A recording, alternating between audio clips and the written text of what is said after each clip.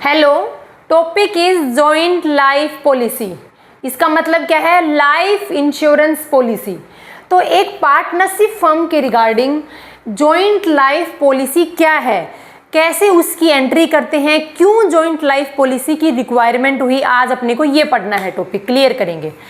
तो joint life policy के topic को डिस्कस करने से पहले अपन थोड़ा बेसिक देखते हैं कि इस लाइफ पॉलिसी की रिक्वायरमेंट क्यों हुई, क्यों एक पार्टनरशिप फर्म को जॉइंट लाइफ पॉलिसी की रिक्वायरमेंट हुई, पहले वो देखते हैं। देखो, एक पार्टनरशिप फर्म के अंदर क्या है? एक पार्टनरशिप फर्म है। एक पार्टनरशिप फर्म के अंदर इंडिविजुअल पर्सन को क्या बोलते हैं? एक पार्टनरशिप फर्म में इंडिविजुअल पर्सन को पार्टनर बोलते हैं। लेकिन वही पार्टनर अगर कोलेक्टिव रूप में हो, अगर वही पार्टनर कोलेक्टिव रूप में हो तो उनको क्या बोलेंगे? फर्म बोलेंगे। यानी एक पार्टनरशिप फर्म के अंदर सिंगल पर्सन को क्या बोलते हैं? पार्टनर बोलते हैं। पार्टनर क्या है? पार्टनर वो पर्सन है जिन्होंने पार्टनरशिप फर्म को रन करने के लिए एग्रीमेंट किया है, तो वो क्या कहलाते हैं? इंडिविजुअल पर्सन को अपन पार्टनर बोलते हैं। अगर सभी पार्टनर मिक्स हो जाते हैं, सभी पार्टनर कोलेक्ट हो जाते हैं, तो उसको क्या बोलते हैं? फर्म बोलते हैं। अब देखो, जब भी किसी भी पार्टनरशिप फर्म से कोई भी पार्टनर एग्जिट होना चाहता है, यानी अब वो पार्टनर उस पार्टनरशिप फर्म में पार्टनर नहीं रहना चाहता, तो कोई भी पार्टनर जब पार्टनरशिप फर्म से एग्जिट होना चाहता है तो एग्जिट के दो ही केस हो सकते हैं, या तो वो रिटायर हो जाएगा और या फिर क्या हो जाएगी? उसकी डेथ हो जाएगी। अगर तीसरा ऑप्शन आपके पास है तो आप मेरे को बताओ। यानी एक पर्सन किसी पार्टनरशिप फर्म से अगर एग्जिट होना चाहता है, एक पार्टनर, तो दो ही केस हैं, या तो उसकी रिटायरमेंट हो जाएगी या फिर उसकी डेथ हो जाएगी। सॉरी, एग्जिट ऑफ पार्टनर, एक पार्टनरशिप फर्म से पार्टनर का एग्जिट दो केस में हो सकता है, या तो पार्टनर रिटायर हो जाएगा या फिर पार्टनर की डेथ हो जाएगी। चाहे पार्टनर रिटायर हो चाहे पार्टनर डेथ हो, दोनों ही केस में जब भी कोई पार्टनर पार्टनरशिप फर्म से एग्जिट होता है, उसको क्या चाहिए? जब पार्टनर ने पार्टनरशिप फर्म में एंट्री की थी, यानी जब एक पार्टनर का पार्टनरशिप फर्म में एडमिशन हुआ था, उस टाइम पर क्या लेके आया था?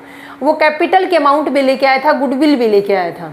तो अब वो पर्सन क्या चाहता है कि अगर मैं इस पार्टनरशिप फर्म को छोड़कर जा रहा हूँ तो मेरे को मेरी कैपिटल का रीपेमेंट चाहिए, मेरे को उस पार्टनरशिप फर्म की गुडविल के अंदर भी हिस्सा चाहिए, उस पार्टनरशिप फर्म के प्रॉफिट में भी मेरे को हिस्सा चाहिए, जितने भी reserve and surplus at present है उसमें भी मेरा पार्ट चाहिए, और अदर और भी इनकम है, जैसे उस पार्टनरशिप फर्म में जितनी कैपिटल इन्वेस्ट की थी उसके ऊपर इंटरेस्ट ऑन कैपिटल भी चाहिए।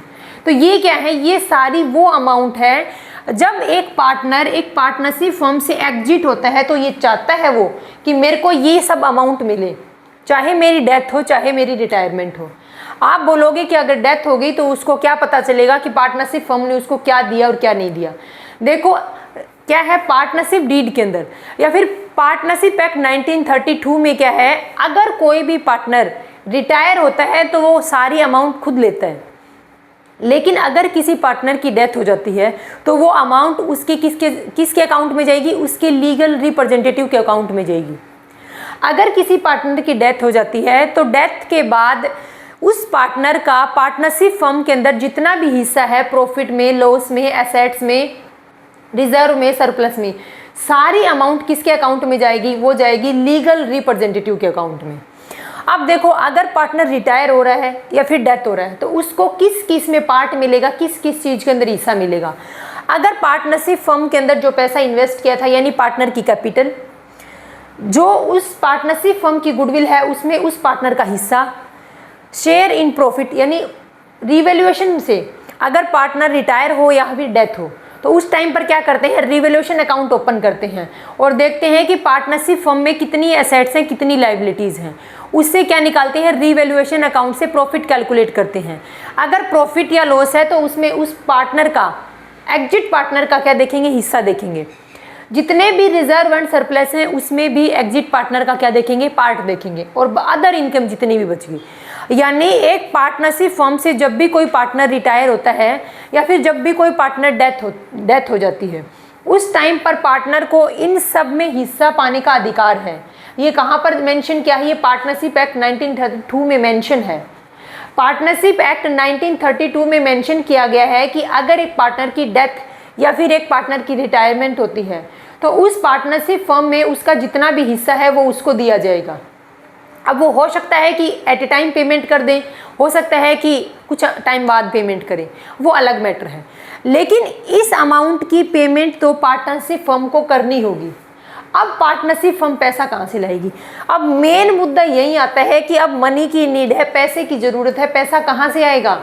हो सकता है कि उस टाइम पर पार्टनरशिप फर्म में सफिशेंट बैलेंस हो, यानी सफिशेंट कैश इन हैंड हो या बैंक हो, लेकिन हो सकता है कि पार्टनरशिप फर्म के पास कुछ भी नहीं हो।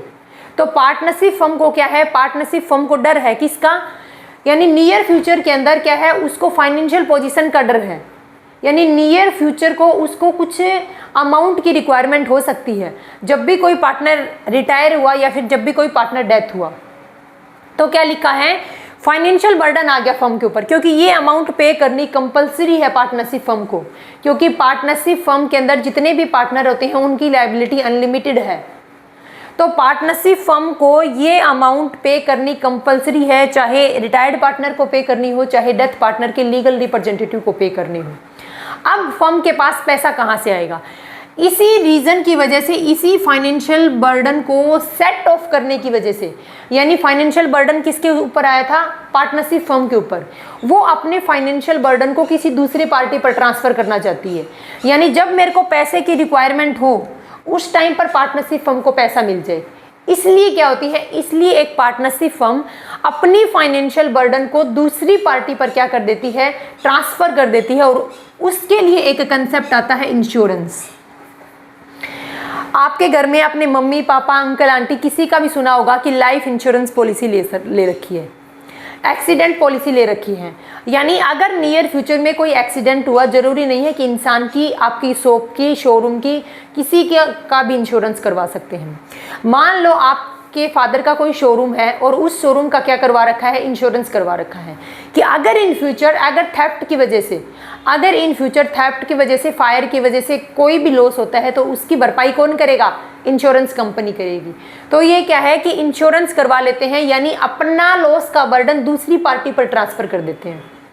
तो इंश्योरेंस में क्या है? इंश्योरेंस में दो पार्टी होती हैं, एक फर्स्ट पार्टी, एक सेकंड पार्टी। इन दोनों पार्टी के बीच में क्या होता है? दोनों पार्टी के बीच में एक कॉन्ट्रैक्ट होता है। दोनों पार्टी के बीच में एक कॉन्ट्रैक्ट होता है। एक पार्टी क्या है? एक पार्टी प्रीमियम पे करती है, प्रीमियम पे करती है एनुअली। एक पार्टी एनुअली प्रीमियम पे करती है, और दूसरी पार्टी क्या है? दूसरी पार्टी जब भी ज़रूरत पड़ी, यानी जब भी सिचुएशन अराइज हुई उस टाइम पर कंपनसेशन पे करेगी। अब मैंने बोल दिया सिचुएशन अराइज हुई, इसका मतलब क्या है? मान लो, बिल्कुल नॉर्मल एग्जांपल लो, आपके शोरूम की इंश्योरेंस करवा रखा आपके फादर ने, तो आपके फादर क्या है? एनुअली प्रीमियम पे करते हैं, यानी एक किस्त फिक्स है, एक इंस्टॉलमेंट फिक्स है किसके तौर पर? इंश्योरेंस की पे करनी है। इंश्योरेंस प्रीमियम की अमाउंट किसको? इंश्योरेंस कंपनी को पे करनी है। ये क्या है? ये आप फर्स्ट पार्टी आपके फादर है। सेकंड पार्टी कौन है? सेकंड पार्टी इंश्योरेंस कंपनी है, यानी जिस कंपनी में इंश्योरेंस करा रखा है वो कंपनी है। अब वो क्या करेगी? जब भी आपके शोरूम के अंदर कोई भी लॉस हुआ, लॉस बाय थेफ्ट है या फिर लॉस बाय फायर, कुछ भी, जो भी आपने इंश्योरेंस करवा रखा है, जब भी लॉस हुआ उस टाइम पर इंश्योरेंस कंपनी क्या कर देगी? कंपनसेट कर देगी। तो कहने का मतलब है, इंश्योरेंस जब भी कराते हैं तो दो पार्टी इंक्लूड होती हैं। एक पार्टी है जो प्रीमियम पे करती है, और दूसरी पार्टी क्या है? कंपनसेशन पे करेगी। कब पे करेगी? जब वो इवेंट अक्कर हो जाता है। मान लो लॉस बाय थेफ्ट करवाया हुआ है, तो जब भी थेफ्ट हो जाएगा, यानी जब भी गुड्स एंड सर्विसेज की चोरी हो जाएगी, उस टाइम पर क्या हो जाएगा? इंश्योरेंस कंपनी आपके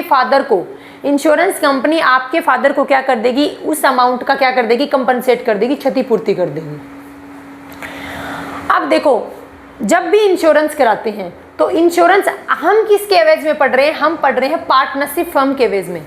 हम पढ़ रहे हैं कि पार्टनरशिप फर्म के अंदर जब पार्टनर के नाम से क्या करवाया जाता है? इंश्योरेंस करवाया जाता है। तो वो दो तरीके का हो सकता है। पहला है जॉइंट लाइफ पॉलिसी, यानी सभी पार्टनर के, यानी मान लो एक पार्टनरशिप फर्म में 3 पार्टनर हैं, और तीनों पार्टनर की कलेक्टिव क्या करवाई है? हमने इकट्ठी पॉलिसी करवा ली, उसको बोलते हैं जॉइंट लाइफ पॉलिसी। हो सकता है कि पार्टनरशिप फर्म ने तीनों पार्टनर के नाम से अलग अलग पॉलिसी ले रखी है, उसको बोलते हैं सेपरेट पॉलिसी। अब आज अपने को क्या पढ़ना है? आज अपने को पढ़ना है जॉइंट लाइफ पॉलिसी और सेपरेट पॉलिसी क्या है। तो इन शॉर्ट एक बार आपको फिर से बताती हूँ। जब भी कोई पार्टनर पार्टनरशिप फर्म से एग्जिट होता है तो एग्जिट होने पर जितनी भी अमाउंट की रिक्वायरमेंट है, किसके लिए अमाउंट की रिक्वायरमेंट है, उस पार्टनर की, उस एग्जिट पार्टनर को ये सब अमाउंट क्या करनी पड़ेगी, पेमेंट करनी पड़ेगी। पार्टनरशिप फर्म एग्जिट पार्टनर को इन सब अमाउंट की पेमेंट करेगी, लेकिन पेमेंट करने के लिए उसके पास क्या होनी चाहिए, फाइनेंस भी होना चाहिए। मान लो पार्टनरशिप फर्म अपने इस फाइनेंस का डर है कि इन फ्यूचर मेरे पास सफिशिएंट कैश होगा या नहीं होगा, इसी फाइनेंशियल बर्डन के लिए पार्टनरशिप फर्म क्या करती है, इंश्योरेंस करवा लेती है। इंश्योरेंस क्या अपने नाम से करवाती है, पार्टनरशिप फर्म अपने नाम से इंश्योरेंस नहीं करवाती, बल्कि पार्टनर के नाम से इंश्योरेंस करवाती है। अब इंश्योरेंस से क्या होगा, जब भी पार्टनर की डेथ या रिटायरमेंट होगी, यानी जब भी पार्टनरशिप फर्म में इन दोनों केस में जब भी पैसे की रिक्वायरमेंट हुई तो क्या मिल जाएगा, उस पॉलिसी से अमाउंट मिल जाएगी, उस पॉलिसी से पैसा मिल जाएगा, और क्या कर देंगे, उस पार्टनर की जितनी भी अमाउंट बनती है, जितनी भी पेमेंट बनती है, उसको क्या कर देंगे, पे कर देंगे। अब जो पार्टनर का जो इंश्योरेंस करवाते हैं, यानी जो लाइफ इंश्योरेंस पॉलिसी लेते हैं, वो पॉलिसी दो तरीके की हो सकती है, या तो जॉइंट लाइफ पॉलिसी, और या हो सकती है सेपरेट पॉलिसी, यानी या तो सभी पार्टनर की इकट्ठी हो सकती है वो पॉलिसी, और या फिर क्या है, सिंगल पार्टनर के अलग अलग नाम से हो सकती है। तो अब अपन पढ़ते हैं इस टॉपिक को नेक्स्ट एक्स्ट्रा।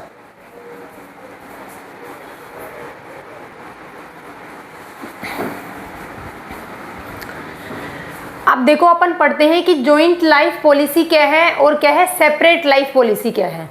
फर्स्ट अपन डिस्कस करते हैं कि जॉइंट लाइफ पॉलिसी। अब देखो जॉइंट लाइफ पॉलिसी का मतलब है लाइफ इंश्योरेंस पॉलिसी। अब वर्ड आगे क्या लगा दिया, जॉइंट। जॉइंट का मतलब है लाइफ इंश्योरेंस पॉलिसी तो है बट एक से ज़्यादा पार्टनर की है, यानी एक पार्टनरशिप फर्म में मान लो 3 पार्टनर है, मिस्टर ए, बी और सी। तीनों पार्टनर की लाइफ के ऊपर लाइफ इंश्योरेंस पॉलिसी ली गई है, उस पॉलिसी को क्या बोलते हैं, जॉइंट लाइफ पॉलिसी। अब partnership firm joint life policy क्यों लेती है, देखो फ्यूचर की अनसर्टेनिटी को देखते हुए, यानी फ्यूचर की अनिश्चितता को देखते हुए पार्टनरशिप फर्म पार्टनर की लाइफ के ऊपर लाइफ पॉलिसी ले लेती है, इंश्योरेंस पॉलिसी लेती है। अब फ्यूचर की अनसर्टेनिटी का मतलब क्या है, मान लो तीनों में से कोई भी पार्टनर किसी भी टाइम रिटायर होने लगा, या फिर अगर मान लो तीनों पार्टनर में से किसी भी पार्टनर की डेथ हो जाती है, उस टाइम पर पार्टनरशिप फर्म के पास सफिशिएंट बैलेंस ना होने की वजह से इन पार्टनर की पेमेंट नहीं कर पाती है।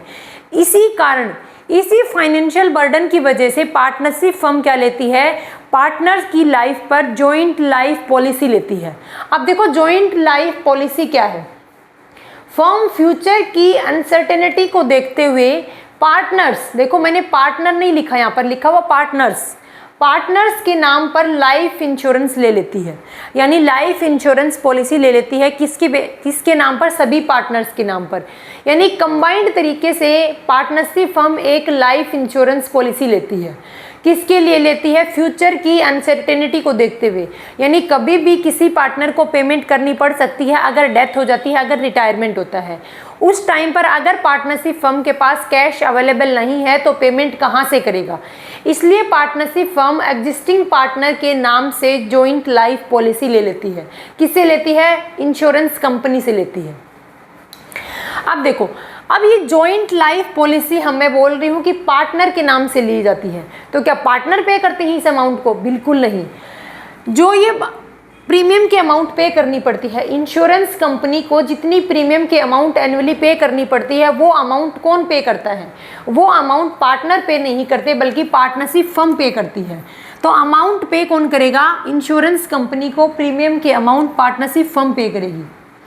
और जब वो पॉलिसी, जो इंश्योरेंस पॉलिसी ली है, जब वो पॉलिसी मैच्योर हो जाएगी, या फिर अगर बीच में ही उस पॉलिसी को हम कैंसिल करते हैं, यानी जो सरेंडर वैल्यू रिसीव होती है। अब आप बोलोगे ये सरेंडर वैल्यू क्या है, अभी बताऊंगी। देखो एक बार इतना देखना कि इंश्योरेंस कंपनी से जब भी अमाउंट रिसीव होगी तो कभी भी वो अमाउंट पार्टनर को रिसीव नहीं होगी, बल्कि किसको रिसीव होगी, अगर अमाउंट रिसीव होगी तो भी फर्म को ही रिसीव होगी। इन शॉर्ट बोलूँ तो पार्टनर के नाम को यूज किया है, सिर्फ पार्टनरशिप फर्म ने पार्टनर्स के नाम से सिर्फ लाइफ इंश्योरेंस पॉलिसी ली है। उस लाइफ इंश्योरेंस पॉलिसी के लिए जितना प्रीमियम पे करना पड़ा और उस पॉलिसी के एवज में जितनी अमाउंट इंश्योरेंस की कंपनी को रिसीव हुई, फर्म को रिसीव हुई, वो सारी अमाउंट पे भी फर्म करेगी, रिसीव भी फर्म करेगी। क्या समझे? अगर पार्टनर के नाम पर पॉलिसी ले रही है, अगर पार्टनर के नाम पर एक फर्म क्या रही है, लाइफ इंश्योरेंस पॉलिसी ले रही है, तो उसके एवज में जितना प्रीमियम पे करेगी वो फर्म पे करेगी, और उस पॉलिसी के एवज में जितनी अमाउंट इंश्योरेंस कंपनी से फर्म को मिलेगी वो किसको मिलेगी, फर्म को या पार्टनर को, वो भी किसको मिलेगी, वो भी पार्टनरशिप फर्म को मिलेगी। यानी पार्टनर का कोई रोल नहीं है, ना तो पार्टनर उसके इंश्योरेंस पॉलिसी के ऊपर ना तो प्रीमियम पे करते हैं और ना ही वो अमाउंट रिसीव करते हैं, ना ही पॉलिसी की अमाउंट उनको रिसीव होती है। प्रीमियम भी फर्म पे करेगी और पॉलिसी की अमाउंट भी किसको रिसीव होगी, फर्म को रिसीव होगी। अब देखो लाइफ इंश्योरेंस पॉलिसी के रिगार्डिंग कुछ टर्म है, कुछ वैल्यू हैं, उनको देखना है। एक वर्ड यूज करूंगी जब मैं आगे आपको आगे डिस्कस करेंगे, उसमें एक वर्ड यूज होगा इंश्योरेंस प्रीमियम, एक वर्ड यूज होगा अश्योर्ड अमाउंट या बोल सकते हैं पॉलिसी अमाउंट, और एक वर्ड यूज होगा सरेंडर वैल्यू। यानी अगर अपन जॉइंट लाइफ पॉलिसी के टॉपिक को अगर डिस्कस करते हैं तो उसमें कुछ वर्ड डिस्कस होते हैं। जैसे मैंने अभी एक वर्ड यूज किया था surrender value. What is surrender value? Assured amount या फिर बोल सकते हैं पॉलिसी अमाउंट। एक होती है इंश्योरेंस प्रीमियम। हम बोल सकते हैं कि एनुअली 10,000 प्रीमियम पे करते हैं। क्या मतलब है इसका? देखो, एक पार्टनरशिप फर्म ने अपने तीनों पार्टनर के नाम से जॉइंट लाइफ पॉलिसी ले रखी है। उस जॉइंट लाइफ पॉलिसी के ऊपर कितना अमाउंट पे करते हैं एनुअली? जॉइंट लाइफ पॉलिसी के ऊपर मान लो जॉइंट लाइफ पॉलिसी ली है 10 लाख की। कितने की ली है? 10 लाख की, 5 लाख की मान लो। अगर जॉइंट लाइफ पॉलिसी कितने की ली है? 5 लाख की ली है। 5 लाख की जॉइंट लाइफ पॉलिसी ली है, लेकिन हम एनुअली कितनी अमाउंट पे करते हैं? किसकी? प्रीमियम की। 5 लाख का हमने क्या लिया है? इंश्योरेंस लिया है। उस इंश्योरेंस के ऊपर कंपनी को हम एनुअली कितनी अमाउंट पे करते हैं? 10,000। इस 10,000 को क्या बोलते हैं? प्रीमियम बोलते हैं। इस 10,000 को इंश्योरेंस प्रीमियम बोलते हैं। इंश्योरेंस प्रीमियम वो अमाउंट है जो एक पार्टनरशिप फर्म एक इंश्योरेंस कंपनी को पे करती है। किसके रिगार्डिंग पे करती है? कि आप मेरे रिस्क को, जो इन फ्यूचर होने की पॉसिबिलिटी है, आप मेरे रिस्क को खुद बियर कर लेना। इस एवज में पार्टनरशिप फर्म किसको पे करती है? इंश्योरेंस कंपनी को एक अमाउंट पे करती है एनुअली। उस अमाउंट को क्या बोलते हैं? इंश्योरेंस प्रीमियम बोलते हैं। उस अमाउंट को क्या बोलते हैं? इंश्योरेंस प्रीमियम बोलते हैं। इंश्योरेंस प्रीमियम के अमाउंट हमेशा एनुअली पे करते हैं। यानी इंश्योरेंस प्रीमियम की अमाउंट कैसे पे करते हैं? पर एनम पे करते हैं। दूसरा है, ये किसको पे की जाती है? ये इंश्योरेंस प्रीमियम की अमाउंट इंश्योरेंस कंपनी को पे करते हैं। तो मैंने इतना ही लिखा है कि एनुअली पे करते हैं। दूसरा, ये अमाउंट किसको पे की जाती है? इंश्योरेंस कंपनी को पे करते हैं। अमाउंट कितनी है? 10,000 पर एनम। यानी हर एक साल की में एक इंस्टॉलमेंट है 10,000 की। किसको पे करेंगे? इंश्योरेंस कंपनी को। क्यों? क्योंकि हमने इंश्योरेंस कंपनी से इंश्योरेंस करवा रखा है। अब देखो, सेकंड वर्ड यूज होता है अश्योर्ड अमाउंट। अश्योर्ड अमाउंट या फिर बोल सकते हैं पॉलिसी अमाउंट। आपको क्वेश्चन में मिल सकता है कि पॉलिसी अमाउंट दिस। क्या मतलब है पॉलिसी अमाउंट का? देखो, अगर पॉलिसी मैच्योर हो जाती है, अगर लाइफ इंश्योरेंस पॉलिसी मैच्योर हो जाती है या फिर किसी पार्टनर की डेथ हो जाती है, दोनों कंडीशन में, अगर पार्टनरशिप फर्म के पार्टनर की डेथ हो जाती है या फिर वो लाइफ इंश्योरेंस पॉलिसी मैच्योर हो जाती है, तो उस टाइम पर क्या करते हैं? पार्टनर की जो अमाउंट रिसीव होती है, पार्टनरशिप फर्म को जो अमाउंट रिसीव होती है उसको बोलते हैं पॉलिसी अमाउंट। क्या समझे? देखो, किसी पार्टनर की डेथ होने पर या फिर जो पॉलिसी ली थी उस पॉलिसी के मैच्योर होने पर जितनी लमसम अमाउंट किसको रिसीव होती है? पार्टनरशिप फर्म को रिसीव होती है, उस अमाउंट को बोलते हैं अश्योर्ड अमाउंट या फिर पॉलिसी अमाउंट। यानी इतने अमाउंट की हमने पॉलिसी ले रखी है। देखो, जैसे 5 लाख की पॉलिसी ले रखी थी और मैच्योर होगी पॉलिसी, यानी पॉलिसी की मैच्योर होने पर या फिर किसी भी पार्टनर की डेथ होने पर, इनमें से जो भी पहले होगा उस पर जो अमाउंट रिसीव होगी उसको बोलते हैं अश्योर्ड अमाउंट या फिर पॉलिसी अमाउंट। अपने केस में 5 लाख रुपए क्या है? 5 लाख रुपए पॉलिसी अमाउंट है। अब देखो, जो अमाउंट इंश्योरेंस कंपनी से रिसीव होगी, देखो इंश्योरेंस कंपनी से कितनी अमाउंट रिसीव होगी? इंश्योरेंस कंपनी से टोटल अमाउंट रिसीव होगी। क्यों? क्योंकि हमने पहले पॉलिसी को कैंसिल नहीं किया, बल्कि क्या है, किसी पार्टनर की डेथ हो गई तो अभी पेमेंट करनी पड़ेगी। इसीलिए तो इसी लॉस को, इसी फाइनेंशियल बर्डन को सहन करने के लिए तो हमने इंश्योरेंस लिया था इंश्योरेंस कंपनी से। अगर पार्टनर की डेथ हो जाती है और अगर लाइफ पॉलिसी मैच्योर हो जाती है, अगर इंश्योरेंस पॉलिसी मैच्योर हो जाती है, तो दोनों ही केस में जो अमाउंट रिसीव होती है उस अमाउंट को बोलते हैं पॉलिसी अमाउंट या फिर एश्योर्ड अमाउंट। थर्ड हमारे पास सरेंडर वैल्यू। सरेंडर वैल्यू का मतलब क्या है? अगर लाइफ इंश्योरेंस पॉलिसी कंप्लीट नहीं हुई, यानी वो मैच्योर भी नहीं हुई और किसी पार्टनर की डेथ भी नहीं हुई, बल्कि उस पॉलिसी को हमने पहले ही तुड़वा लिया, पहले ही किस केस में तुड़वाएंगे, उस पॉलिसी की रिक्वायरमेंट, उस पैसे की रिक्वायरमेंट होगी अगर पार्टनर का रिटायरमेंट हो गया। मैंने लिख रखा है इधर मैच्योरिटी और डेथ से पहले अगर पार्टनर की रिटायरमेंट पर, यानी ना तो मैच्योरिटी और डेट पर, मैच्योरिटी या फिर डेथ पर जो अमाउंट रिसीव होगी उसको पॉलिसी अमाउंट या एश्योर्ड अमाउंट बोलते हैं। अगर पार्टनर की डेथ पर जो अमाउंट इंश्योरेंस कंपनी से रिसीव होती है उसको सरेंडर वैल्यू बोलते हैं। जो अमाउंट इंश्योरेंस कंपनी से रिसीव हुई, कब रिसीव हुई, जब पार्टनर का रिटायरमेंट हुआ। तो समझ आ गया, अगर पार्टनर की डेथ है या फिर क्या है, अगर पॉलिसी मैच्योर होगी, जो अमाउंट रिसीव होगी उसको बोलते हैं पॉलिसी अमाउंट या एश्योर्ड अमाउंट। अगर पार्टनर की डेथ भी नहीं होती और लाइफ इंश्योरेंस पॉलिसी मैच्योर भी नहीं होती, बल्कि हम पहले ही उस पॉलिसी के अमाउंट को तुड़वा लेते हैं, रिसीव कर लेते हैं, तो उस अमाउंट को क्या बोलते हैं, उसको बोलते हैं सरेंडर वैल्यू। किस केस में रिसीव होगी सरेंडर वैल्यू, जब पार्टनर का रिटायरमेंट होता है, क्योंकि रिटायरमेंट के टाइम पर भी पैसे की रिक्वायरमेंट है। फर्म कहाँ से लाएगी, फर्म बोलेगी मैंने उस इंश्योरेंस कंपनी से इंश्योरेंस करवा रखा था, कितने का, 5 लाख रुपए का। इस पार्टनर को, जो पार्टनर रिटायरमेंट हो रहा है, इसको पैसे देने पड़ेंगे, तो आप उस पॉलिसी को तुड़वा लीजिए। उससे क्या मिल जाएगा, उससे आपको लाइफ इंश्योरेंस पॉलिसी से कुछ कंपनसेशन, कुछ अमाउंट रिसीव हो जाएगी। तो ये मैंने आपको अब तक आपको क्या बताया है कि जॉइंट लाइफ पॉलिसी कब लेते हैं, क्यों लेते हैं। जॉइंट लाइफ पॉलिसी एक पार्टनरशिप फर्म अपने पार्टनर के नाम से लेती है। क्यों लेती है, क्योंकि फ्यूचर की अनसर्टेनिटी को देखते हुए, क्योंकि अगर इन फ्यूचर किसी पार्टनर की डेथ या रिटायरमेंट हुई तो वो कंपनसेशन कहाँ से देगी, वो उसकी कैपिटल प्रॉफिट रिजर्व में उसका हिस्सा कहाँ से पे करेगी, वो पे करेगी इसी लाइफ पॉलिसी से। जो अमाउंट रिसीव होगी उस अमाउंट को किसको पे कर देगी, पार्टनर को पे कर देगी। ना तो प्रीमियम के अमाउंट पार्टनर पे करता है और ना ही पार्टनर को उसके अमाउंट में जो कंपनसेशन रिसीव होगा इंश्योरेंस कंपनी से, ना वो रिसीव होता है। तो इंश्योरेंस प्रीमियम के अमाउंट भी फर्म पे करेगी और जो इंश्योरेंस कंपनी से जो कंपनसेशन मिलेगा वो भी फर्म को ही रिसीव होगा। लाइफ इंश्योरेंस पॉलिसी में ये 3 वर्ड मोस्ट इंपॉर्टेंट है, बहुत बार यूज होंगे। पहला है इंश्योरेंस प्रीमियम, यानी एनुअली हम कितनी अमाउंट पे कर रहे हैं इंश्योरेंस कंपनी को। एश्योर्ड अमाउंट या पॉलिसी अमाउंट, तो क्या आएगा, मैच्योरिटी और डेथ पर जो अमाउंट इंश्योरेंस कंपनी से रिसीव होगी उसको बोलते हैं पॉलिसी अमाउंट। और रिटायरमेंट के ऊपर पार्टनरशिप फर्म को जो अमाउंट इंश्योरेंस कंपनी से मिलेगी उसको बोलते हैं सरेंडर वैल्यू।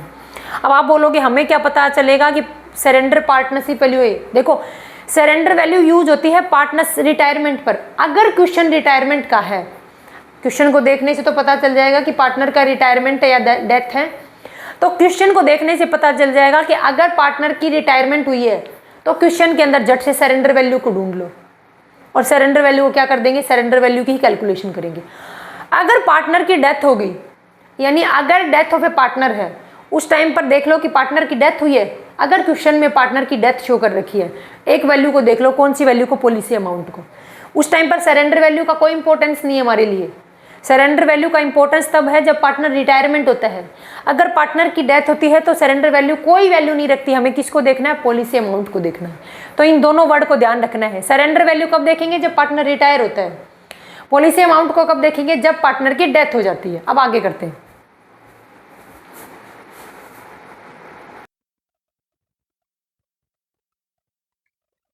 अब टॉपिक देखते हैं कि जॉइंट लाइफ पॉलिसी का अकाउंटिंग ट्रीटमेंट कैसे करेंगे।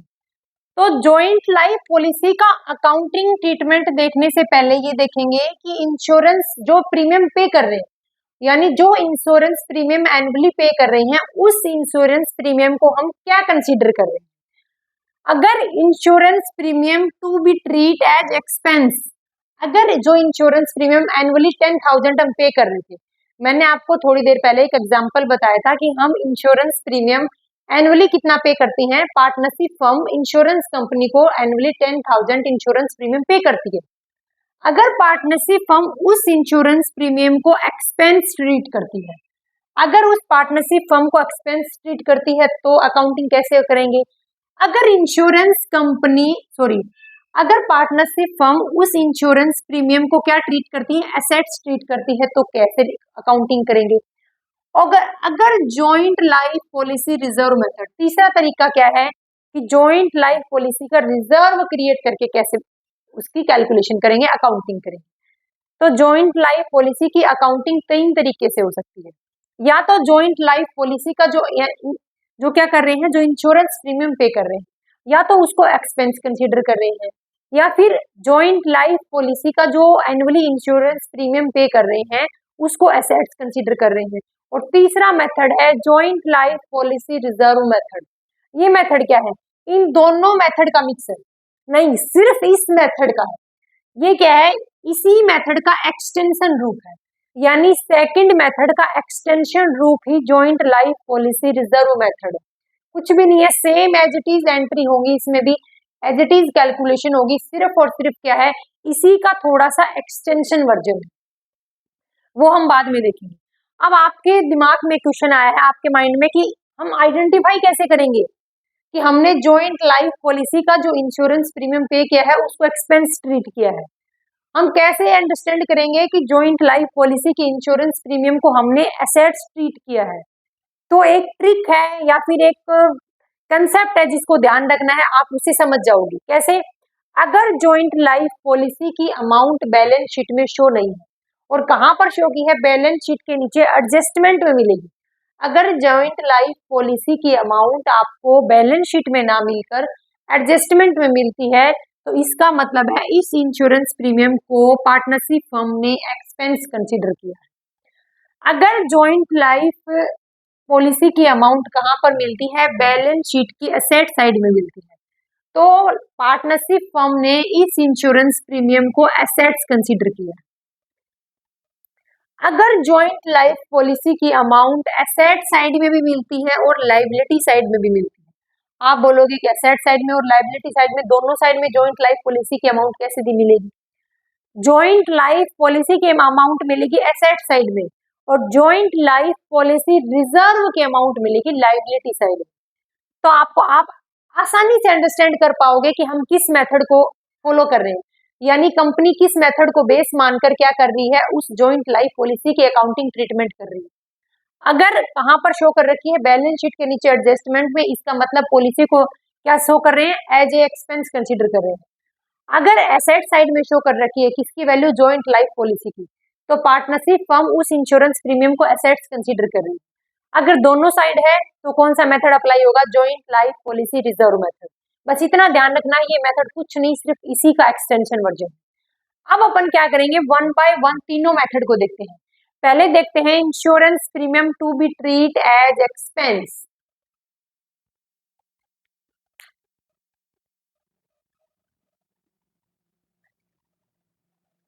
अब देखो, अगर जॉइंट लाइफ पॉलिसी के अंदर इंश्योरेंस प्रीमियम को क्या कंसीडर करी है पार्टनरशिप फर्म? एज एक्सपेंस, तो उसकी अकाउंटिंग ट्रीटमेंट कैसे करेंगे?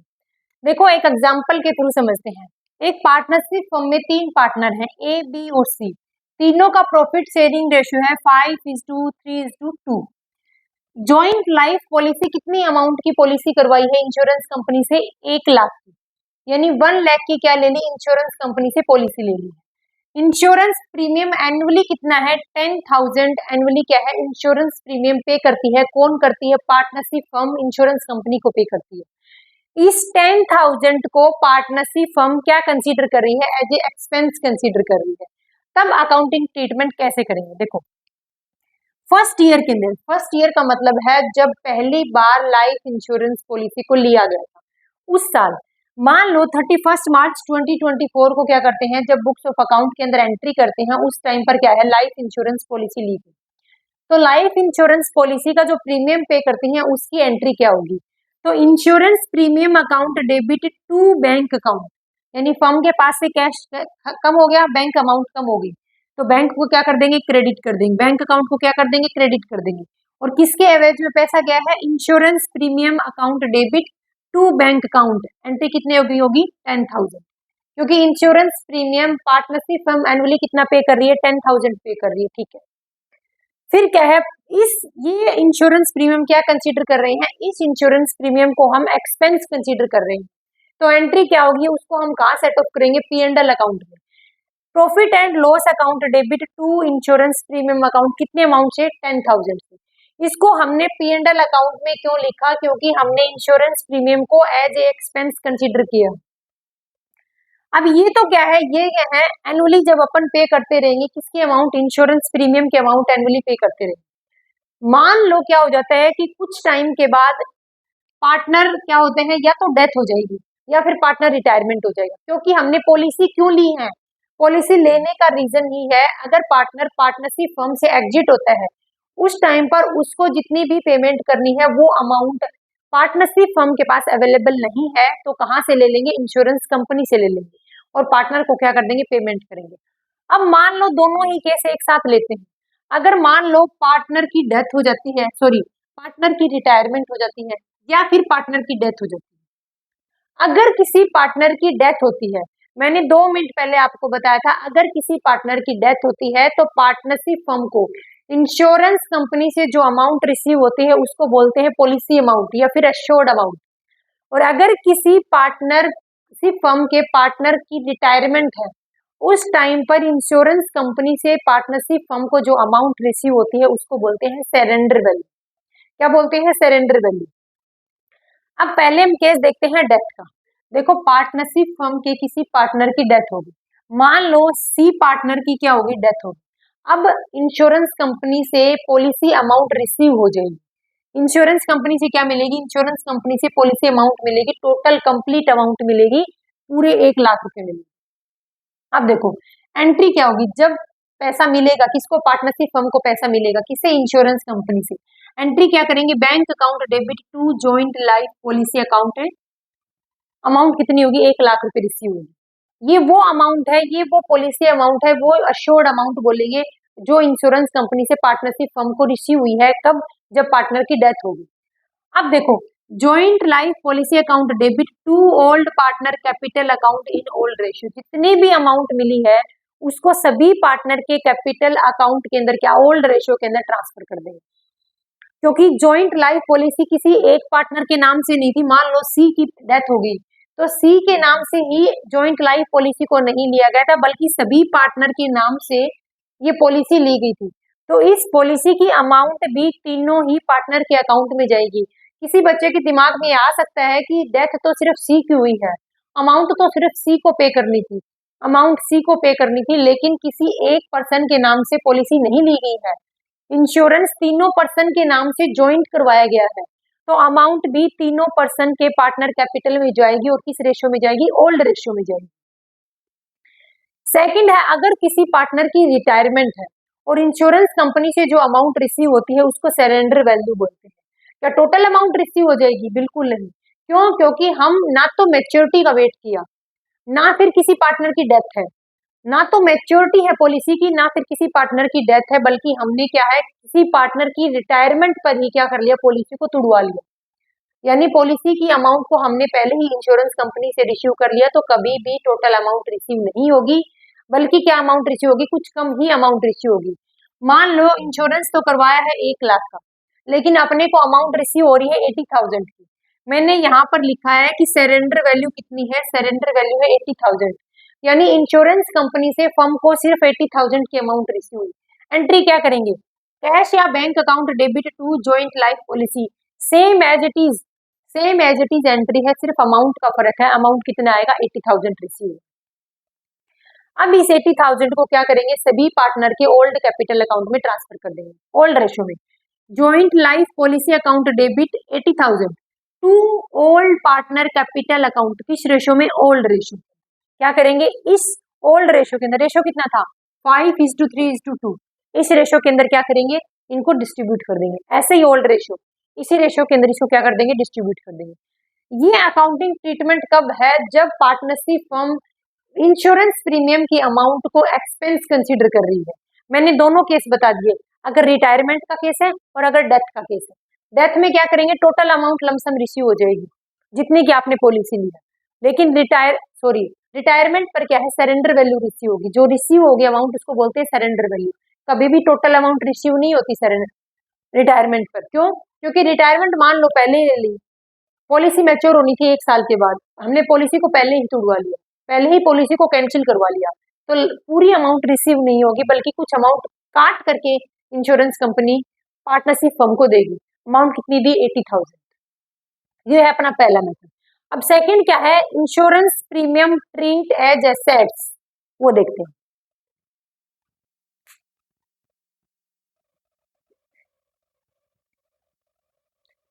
नेक्स्ट अपने पास है, अगर इंश्योरेंस प्रीमियम की अमाउंट ट्रीट कर रहे हैं एसेट्स, यानी अगर पार्टनरशिप फर्म इंश्योरेंस प्रीमियम की अमाउंट को एज ए एसेट्स ट्रीट कर रही है तो फिर कैसे एडजस्टमेंट करेंगे। देखो वही एग्जांपल लिया है सेम, ए बी और सी तीन पार्टनर हैं, 5:3:2 उनका क्या है, प्रॉफिट शेयरिंग रेशियो है। इंश्योरेंस प्रीमियम की अमाउंट कितनी है जो एनुअली पे करते हैं, 10,000 है। टोटल जॉइंट लाइफ पॉलिसी यानी जितने की इंश्योरेंस पॉलिसी ली है उसकी अमाउंट कितनी है, 1,00,000 रुपीज। अब क्या है देखो, क्वेश्चन में मेंशन क्या किया है, first second third fourth year annually premium कितना पे कर रहे हैं, एनुअली हर साल 10,000 का प्रीमियम पे कर रहे हैं। एनुअल प्रीमियम कितना है, एनुअल प्रीमियम यानी insurance premium, insurance premium annually कितना है, 10,000। उस 10,000 के ऊपर सरेंडर वैल्यू कितनी रिसीव होती है। सरेंडर वैल्यू का मतलब क्या है, एक पार्टनरशिप फर्म अगर उस पॉलिसी की मैच्योर होने से पहले, यानी एक पार्टनरशिप फर्म इंश्योरेंस पॉलिसी की मैच्योर होने से पहले या फिर किसी पार्टनर की डेथ से पहले यानी रिटायरमेंट पर किसी पॉलिसी को पहले ही एग्जीक्यूट कर लेती है, उस इंश्योरेंस पॉलिसी से पहले ही अमाउंट रिसीव कर लेती है, तो जो अमाउंट रिसीव होती है उसको बोलते हैं सरेंडर वैल्यू। मान लो फर्स्ट ईयर हमने इंश्योरेंस प्रीमियम पे किया 10,000, हालांकि मैंने यहाँ पर 6,000 शो कर दिया सरेंडर वैल्यू का फर्स्ट ईयर, बल्कि इंश्योरेंस कंपनी फर्स्ट ईयर कुछ भी सरेंडर वैल्यू नहीं देती। मान लो पार्टनरशिप फर्म ने क्या करवाया था, इंश्योरेंस लिया इंश्योरेंस कंपनी से, फर्स्ट ईयर के अंदर 10,000 प्रीमियम के पे कर दिए, इंश्योरेंस प्रीमियम 10,000 पे किया और उसी साल उस पॉलिसी को सरेंडर करवा लिया, यानी उसी साल उस पॉलिसी को एग्जीक्यूट कर लिया, उस पॉलिसी को कैंसिल कर लिया, तो इंश्योरेंस कंपनी इस 10,000 के एवरेज में पार्टनरशिप फर्म को कुछ भी नहीं देती। मैंने यहाँ पर एग्जाम्पल के लिए मान लिया है 6,000 दिए हैं, हालांकि कुछ भी रिसीव नहीं होता फर्स्ट ईयर में। अब देखो मान लो 10,000 के इंश्योरेंस प्रीमियम करवाया था, उसके बदले में पार्टनरशिप फर्म को एज ए सरेंडर वैल्यू कितना अमाउंट रिसीव होता है, 6,000। सेकेंड ईयर में कितना रिसीव होता है, पे तो वही 10,000 करते हैं क्योंकि हम एनुअली पे करते हैं, 10,000 फिक्स है इंस्टॉलमेंट हमारी। सेकेंड ईयर में रिसीव हुआ 9,000, थर्ड ईयर में 14,000, फिफ्थ ईयर में अपने को 19,000। अब देखो इसकी अकाउंटिंग ट्रीटमेंट कैसे करें।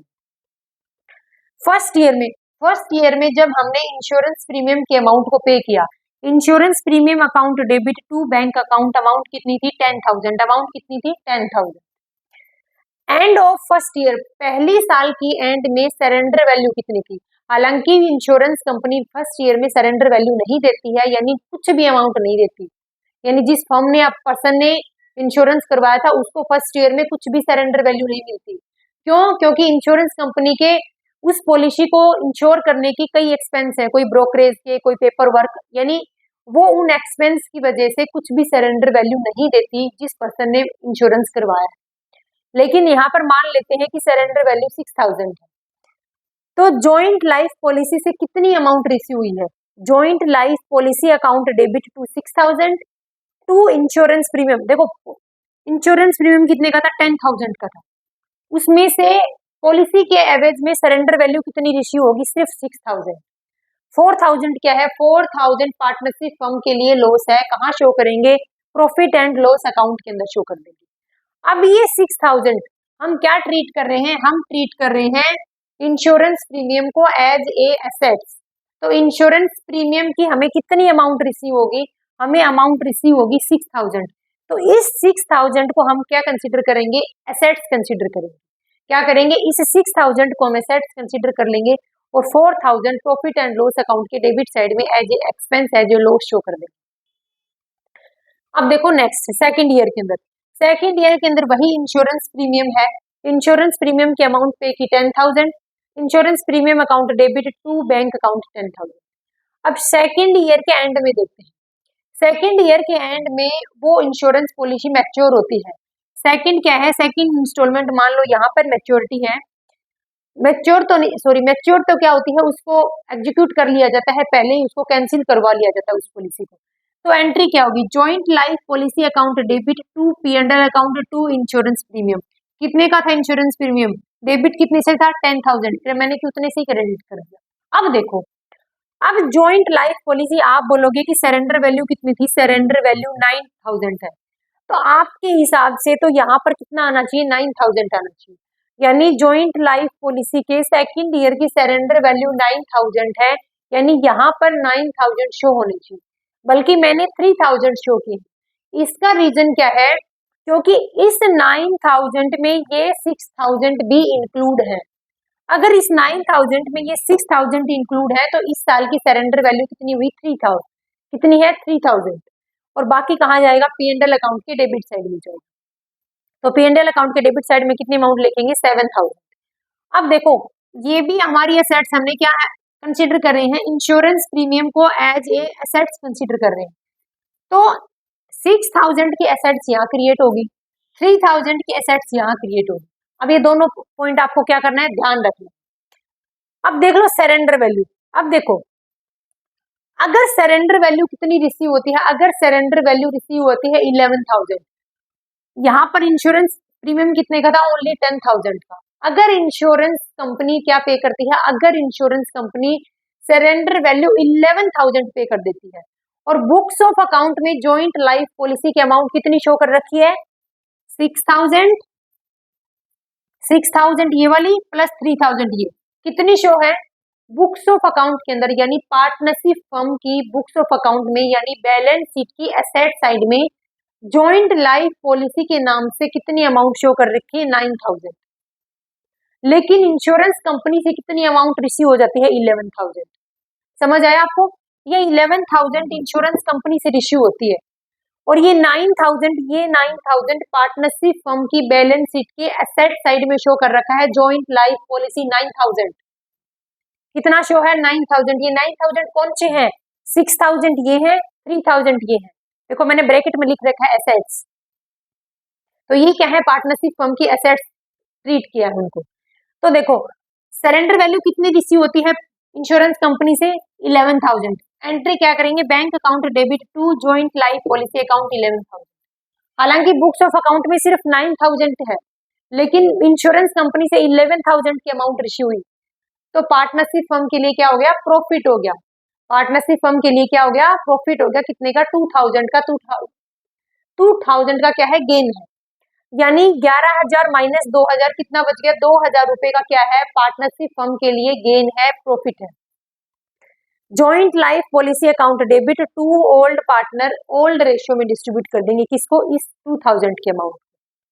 तो ये आपको समझ आया। अगर हम इंश्योरेंस प्रीमियम को एज एसेट्स ट्रीट कर रहे हैं, तो मान लो फर्स्ट ईयर में सरेंडर हो जाती है value, second year, third year, यानी जैसे जैसे आगे चलती जाएंगे ये ऐसे ही ट्रांजेक्शन होती जाएगी। और जिस साल मान लो फर्स्ट ईयर हमने क्या ट्रीट किया, हमने सेकंड ईयर में ट्रीट किया है कि सेकंड ईयर में सरेंडर वैल्यू निकालेंगे। तो हमने सेकंड ईयर तक 2 साल का हमने क्या किया, 2 साल को कंसीडर किया। हमने यहाँ जाकर क्या है, किसी पार्टनर की रिटायरमेंट होती है और उस टाइम पर टोटल सरेंडर अमाउंट रेशियो होती है 11,000, और बुक में कितना शो कर रखा था, 9,000। तो जॉइंट लाइफ पॉलिसी की बुक्स में थी 9,000 और हम रेशियो हुआ है 11,000। सरेंडर वैल्यू इंश्योरेंस कंपनी से 11,000 रुपए मिले, लेकिन बुक्स ऑफ अकाउंट में 9,000 शो कर रखे, तो पार्टनरशिप फर्म को क्या हुआ, गेन हो गया। अब ये इसका ऑपोजिट भी हो सकता है, जहां पर सरेंडर वैल्यू 11,000 है वहां पर सरेंडर वैल्यू 9,000 भी हो सकती है। अगर इसका ऑपोजिट हुआ, अगर बुक्स ऑफ अकाउंट में वैल्यू ज्यादा है और इंश्योरेंस कंपनी से अमाउंट कम है, तो क्या हुआ, पार्टनरशिप फर्म को लॉस भी हो सकता है। तो क्या करेंगे, ओल्ड पार्टनर के कैपिटल अकाउंट को डेबिट करेंगे और जॉइंट लाइफ पॉलिसी अकाउंट को क्या कर देंगे, क्रेडिट कर देंगे। अब देखो अगर किसी पार्टनर की डेथ हो जाती है, ये मैंने किसके एवज में समझाया है, ये मैंने आपको समझाया है जब पार्टनर की रिटायरमेंट होती है। देखो मैंने लिखा है सरेंडर वैल्यू, और इधर मैंने ऊपर लिखा हुआ था कि सरेंडर वैल्यू मेथड। इस सेकंड मेथड को हम सरेंडर वैल्यू मेथड भी बोल सकते हैं। तो देखो ये था जब पार्टनर की क्या है, रिटायरमेंट है, ये है जब पार्टनर की डेथ। देखो अब क्या है, bank account debit to joint life policy, कितने का इंश्योरेंस प्रीमियम, कितनी अमाउंट रिसीव हुई है, 1,00,000 रुपए। जॉइंट लाइफ पॉलिसी को पार्टनरशिप फर्म को पार्टनर की डेथ पर कितनी अमाउंट मिली है, 1,00,000 रुपए मिली। लेकिन एसेट्स कितने की है, क्योंकि हमने 6000 यहाँ शो कर दिया और 3000 यहाँ शो कर दिया, तो मैं 6 और 3 9,000 रुपए की पहले ही एसेट्स शो कर चुकी हूँ, क्रिएट कर चुकी हूँ। तो एट प्रेजेंट जब पार्टनर की डेथ होगी उस टाइम पर जॉइंट लाइफ पॉलिसी कितने की बचेगी, सिर्फ और सिर्फ 90,000, 91 की। तो joint life policy account debit to partner capital account. अब पार्टनर को 1,00,000 रुपए डिस्ट्रीब्यूट ना करके पार्टनर्स को क्या करेंगे, पार्टनर्स को 91,000 क्या करेंगे, उनके प्रॉफिट शेयरिंग रेशियो में क्या कर देंगे, डिस्ट्रीब्यूट करेंगे। बस ये वाला कंसेप्ट ध्यान रखना है आपको।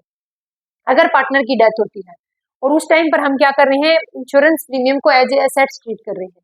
अगर एसेट्स ट्रीट कर रहे हैं तो देखेंगे हमने कितनी एसेट्स क्रिएट कर ली पहले, 6,000 प्लस 3,000 कितना हो गया, 9,000। इस 9,000 को इस 1 लाख में से लेस कर देंगे। क्यों, क्योंकि हमने ये 9,000 की एसेट्स पहले ही क्रिएट हो चुकी है।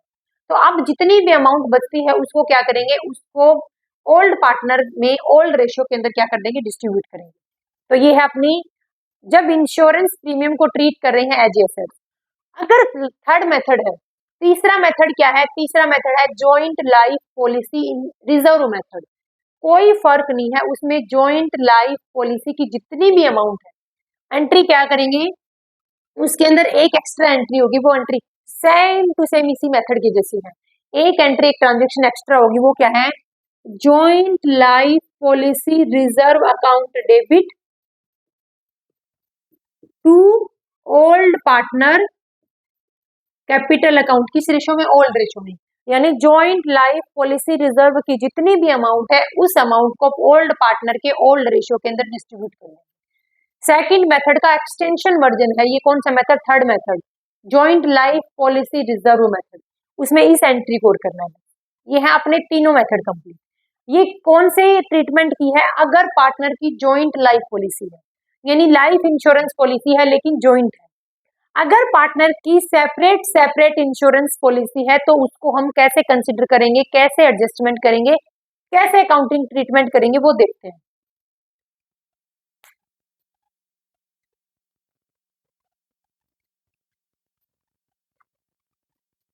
नेक्स्ट अपने पास सेपरेट लाइफ इंश्योरेंस पॉलिसी, यानी सभी पार्टनर की अपनी अपनी अलग अलग पॉलिसी ले रखी है किसने, पार्टनरशिप फर्म ने। तब उसकी अकाउंटिंग ट्रीटमेंट कैसे करेंगे। मान लो एक पार्टनरशिप फर्म में 3 पार्टनर हैं, मिस्टर ए, मिस्टर बी और मिस्टर सी। मिस्टर ए के नाम से 5 लाख रुपए की इंश्योरेंस पॉलिसी है, मिस्टर बी के नाम से 4 लाख रुपए की और मिस्टर सी के नाम से 2 लाख रुपए की इंश्योरेंस पॉलिसी है। अब मान लो मिस्टर ए की क्या होगी, मिस्टर ए की होगी डेथ। मिस्टर ए की डेथ होने पर इंश्योरेंस कंपनी से जो अमाउंट रिसीव होती है उसको क्या बोलती है, डेथ। अगर किसी पार्टनर की डेथ हो जाती है या फिर पॉलिसी मैच्योर हो जाती है तो उस केस में जो इंश्योरेंस कंपनी से जो अमाउंट रिसीव होती है पार्टनरशिप फर्म को, उस अमाउंट को बोलते हैं पॉलिसी अमाउंट या फिर एश्योर्ड अमाउंट। तो पार्टनरशिप फर्म को मिस्टर ए की डेथ होने पर इंश्योरेंस कंपनी से 5 लाख रुपए रिसीव होते हैं। देखो 5 लाख की इंश्योरेंस पॉलिसी थी और 5 लाख रुपए की अमाउंट रिसीव होगी। सेकंड क्या था, बी और सी। बी और सी पार्टनर क्या है, वो पार्टनर है रनिंग पार्टनर है, एग्जिस्टिंग पार्टनर है। उन पार्टनर की पॉलिसी 4 लाख और 2 लाख रुपए की थी। तो उन पार्टनर की पॉलिसी पर जो अमाउंट रिसीव होती है उसको बोलते हैं सरेंडर वैल्यू। उसको क्या बोलते हैं, उसको बोलते हैं सरेंडर वैल्यू। कभी भी सरेंडर वैल्यू में पॉलिसी की टोटल अमाउंट रिसीव नहीं होती, यानी कुछ अमाउंट कम ही रिसीव होती है। क्यों, क्योंकि हमने टाइम से पहले, मैच्योरिटी से पहले, पार्टनर की डेथ से पहले क्या करवा लिया, पॉलिसी को एग्जीक्यूट कर लिया। 4 लाख के एवरेज में मान लो 2 लाख रुपए रिसीव होते हैं और 2 लाख वाली पॉलिसी से 1 लाख रुपए रिसीव होते हैं।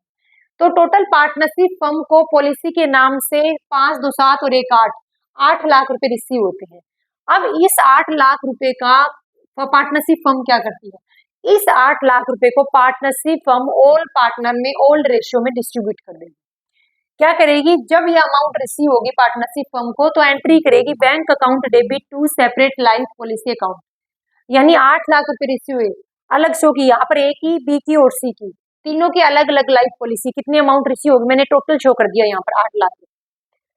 इस सेपरेट लाइफ पॉलिसी अकाउंट में जितनी टोटल अमाउंट है, कितनी है, 8 लाख रुपए, उसको क्या करेंगे, ऑल पार्टनर के सभी पार्टनर के कैपिटल अकाउंट में ओल्ड रेशियो में डिस्ट्रीब्यूट कर देंगे, उनके प्रॉफिट शेयरिंग रेशियो में डिस्ट्रीब्यूट कर देंगे।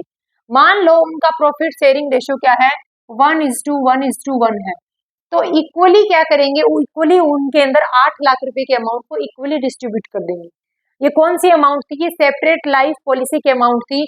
जो पार्टनर क्या हो रहा है, जिस पार्टनर की डेथ हो रही है उसके एवज में टोटल अमाउंट रिसीव हो जाएगी पॉलिसी की। बाकी जितने भी पार्टनर हैं उनको पॉलिसी की टोटल अमाउंट नहीं बल्कि सरेंडर वैल्यू रिसीव होती है। उस टोटल अमाउंट को क्या करेंगे, ऐड करके हम सभी पार्टनर के कैपिटल अकाउंट में ओल्ड रेशियो में डिस्ट्रीब्यूट कर देंगे। ये टॉपिक था अपना, क्या था, जॉइंट लाइफ पॉलिसी और सेपरेट लाइफ पॉलिसी का। ये किसके एवज में है, पार्टनरशिप फर्म के अंदर। जब एक पार्टनरशिप फर्म अपने पार्टनर के नाम से किसी इंश्योरेंस कंपनी से उन पार्टनर का इंश्योरेंस करवा लेती है, वो इंश्योरेंस पार्टनर का पर्सनल इंश्योरेंस नहीं है बल्कि पार्टनरशिप फर्म अपने अपने फ्यूचर के लॉस को, अपनी फ्यूचर की अनसर्टेनिटी को देखते हुए कि अगर फ्यूचर में मेरे को किसी पार्टनर की डेथ पर या किसी पार्टनर की रिटायरमेंट पर अगर पेमेंट करनी पड़ी तो मैं पेमेंट कहाँ से करूंगी। इस एवज में पार्टनरशिप फर्म क्या करती है, अपनी फ्यूचर में होने वाले लॉस को कंसीडर करने के लिए, यानी फ्यूचर में होने वाले लॉस को पहले ही कंसीडर कर लेती है, किसके थ्रू, लाइफ इंश्योरेंस पॉलिसी लेकर के। वो पॉलिसी दो तरीके की होती है, या तो जॉइंट लाइफ इंश्योरेंस पॉलिसी होती है या फिर सेपरेट लाइफ इंश्योरेंस पॉलिसी। तो ये अपना पॉलिसी का टॉपिक यहाँ होता है फिनिश। Thank you.